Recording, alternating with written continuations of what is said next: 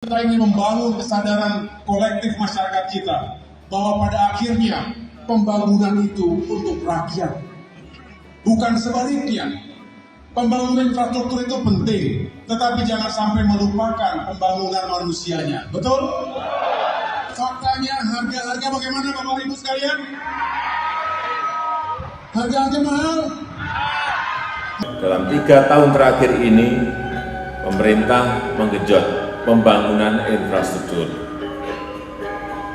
Ada Trans Papua, ada Trans Sumatera, ada Trans Kalimantan, ada pembangunan tol di darat, ada pembangunan tol laut, ada pembangunan airport bandara dan jalur kereta api.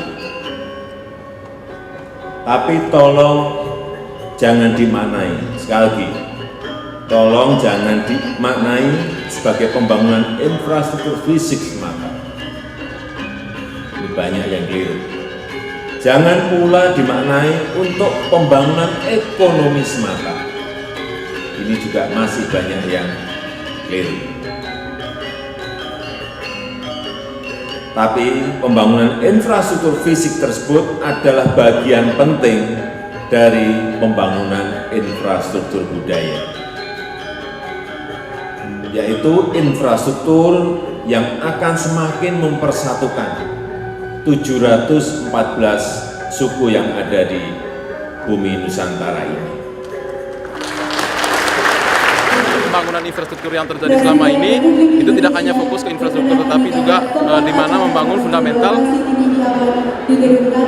mental bangsa Indonesia sendiri. Mungkin dari sini sih kami dapat menarik kesimpulan bahwa apa yang dibangun pemerintah selama ini tidak semata-mata, tidak seperti apa yang disampaikan oleh para pengkritik bahwa semata-mata hanya untuk pembangunan fisik saja, tapi di mana juga di sini diselipkan pembangunan karakter bangsa Indonesia sendiri, pembangunan budaya baru bangsa Indonesia itu sendiri, yang memang di samping itu juga Pak Presiden menyampaikan bahwa kita tidak boleh ketinggalan, tidak boleh lambat, kita harus mampu beradaptasi dengan perkembangan yang terjadi.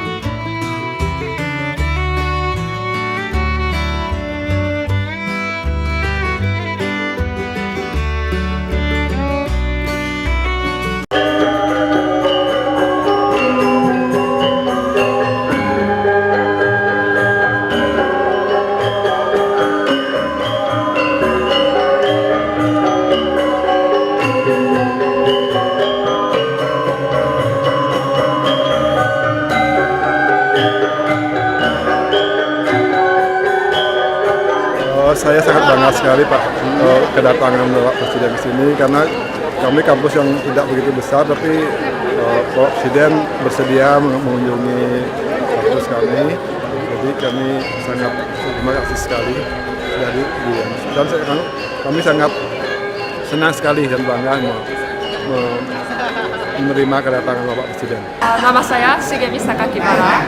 Saya salah satunya dosen ISI Denpasar, seni rupa dan desain. Sambil dosen, saya belajar juga dengan S3. Saya menarik sekali kebudayaan Bali dan kesenian Bali. Salah satunya saya bidangnya tekstil, kain, seperti batik, tablo.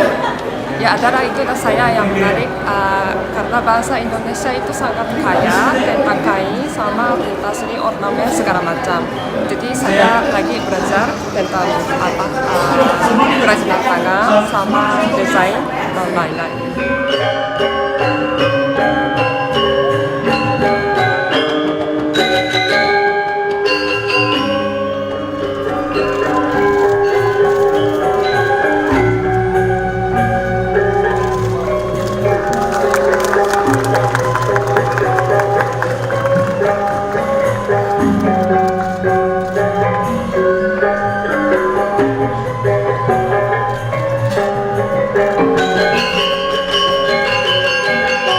Pasti Bapak Ibu dan saudara-saudara tahu, dalam 3 tahun terakhir ini, pemerintah menggenjot pembangunan infrastruktur. Ada Trans Papua, ada Trans Sumatera, ada Trans Kalimantan, ada pembangunan tol di darat, ada pembangunan tol laut, ada pembangunan airport bandara dan jalur kereta api. Tapi tolong jangan dimaknai, sekali lagi, tolong jangan dimaknai sebagai pembangunan infrastruktur fisik semata. Ini banyak yang keliru. Jangan pula dimaknai untuk pembangunan ekonomi semata. Ini juga masih banyak yang keliru. Tapi pembangunan infrastruktur fisik tersebut adalah bagian penting dari pembangunan infrastruktur budaya, yaitu infrastruktur yang akan semakin mempersatukan 714 suku yang ada di bumi Nusantara ini. DNA kita adalah seni dan budaya.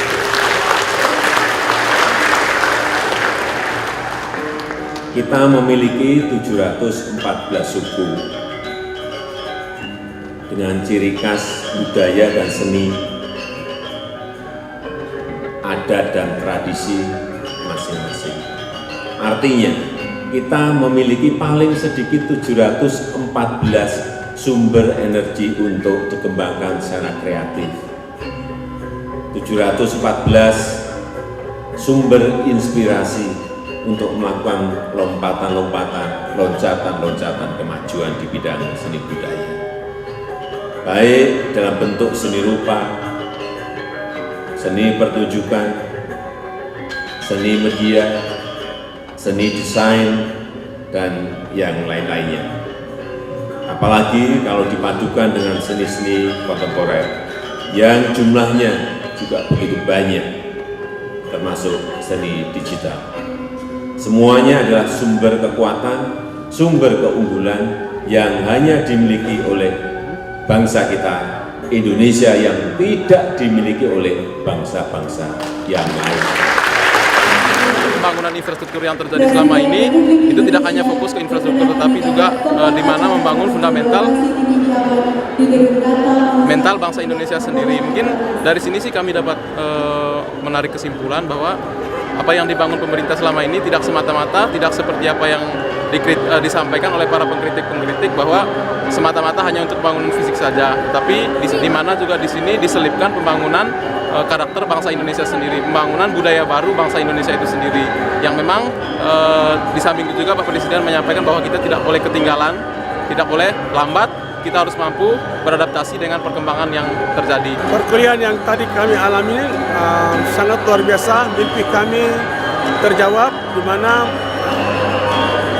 kami institut seni yang termudah di seluruh Indonesia ini, ISBI Tanah Papua, Institut Seni Budaya Indonesia Tanah Papua, dan kami merasa bangga kami diberi kesempatan untuk bertemu langsung dengan Bapak Presiden Indonesia, Bapak Insinyur Joko Widodo, dan kami berkesempatan